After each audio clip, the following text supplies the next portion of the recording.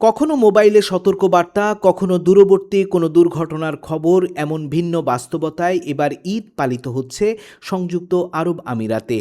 আঞ্চলিক পরিস্থিতি ভিন্ন থাকলেও আমিরাতের স্বাভাবিক নাগরিক জীবনে তেমন কোনো প্রভাব পড়তে দেয়নি দেশটির প্রশাসন। দুবাইয়ের পরিস্থিতি অনুযায়ী একটু কম আনন্দ করব, ঘোরাঘুরি করব। তারপরেও দুবাই সরকারকে অনেক ধন্যবাদ জানাচ্ছি, অনেক সুন্দরভাবে আমাদেরকে আইন শৃঙ্খলা বাহিনী দিয়ে প্রোটেক্ট হিসেবে রাখছে। অন্যান্য বা দেশে পরিবারের সাথে ঈদ করতে চলে যাই, এইবার অবশ্য আমরা এখানে ঈদ করব। আমাদের প্রস্তুতি খুব ভালো। এর মধ্যেই চলছে ঈদের প্রস্তুতি, আর সেই প্রস্তুতিতে পিছিয়ে নেই প্রবাসী বাংলাদেশিরাও। প্রতি বছরের মতো এবারও তারা ঈদের আনন্দকে পূর্ণতা দিতে ব্যস্ত সময় পার করছেন। যারা আমরা মধ্যপ্রাচ্যে এই যুদ্ধ বিগ্রহ যে প্রতিকূল অবস্থার মধ্যে আমরা অবস্থান করছি, তার মধ্য দিয়েও আমরা প্রবাসী বাংলাদেশিরা তাদের ঈদের আনন্দকে নিজেদের মধ্যে ভাগাভাগি করে নেওয়ার জন্য চেষ্টা করছি। মালিক শ্রমিক সবাই মিলে এই আমরা ঈদ উদযাপন করি এবং এবারও সেভাবে ঈদ উদযাপন হবে।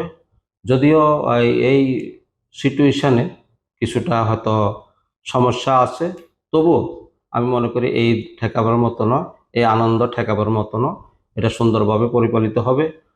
প্রবাসী সংযুক্ত আরব আমিরাতে আমরা যারা বসবাস করি, আমরা যারা রেমিটেন্স যোদ্ধারা আছে এখানে, আমরা সব সময় আমাদের দেশের পরিবারের জন্য আমরা সব সময় আকুল থাকি। আমাদের শ্রম মেধা সব কিছু আমরা এখানে যা আসে বিসর্জন দিয়ে আমরা দেশের কল্যাণের জন্য আমরা এখানে কাজ করে যাচ্ছি।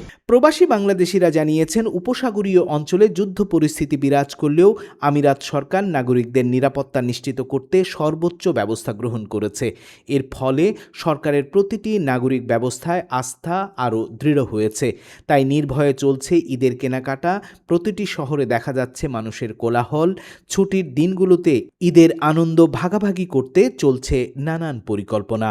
তো ঈদেরও মনে হচ্ছে না এই ধরনের কোনো প্রোগ্রাম হবে, তবে আলহামদুলিল্লাহ আমরা ঈদটা সুন্দরভাবে উদযাপন করব আমাদের এই পরিস্থিতি নিয়ে।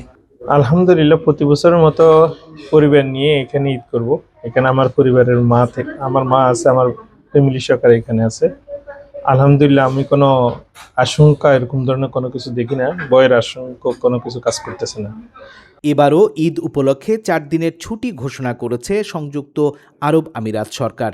দেশের বড় বড় মসজিদে ঈদের জামাত আয়োজনের প্রস্তুতি চলছে। অনেক প্রবাসী আগে থেকেই দেশে পরিবারের ঈদের চাহিদা পূরণ করে দিয়েছেন। তবে মধ্যপ্রাচ্যের সাম্প্রতিক পরিস্থিতির কারণে বাংলাদেশ বিমানসহ কয়েকটি এয়ারলাইন্সের ফ্লাইট সূচি বিঘ্নিত হওয়ায় অনেক প্রবাসী এবার দেশে গিয়ে ঈদ উদযাপন থেকে বিরত থেকেছেন।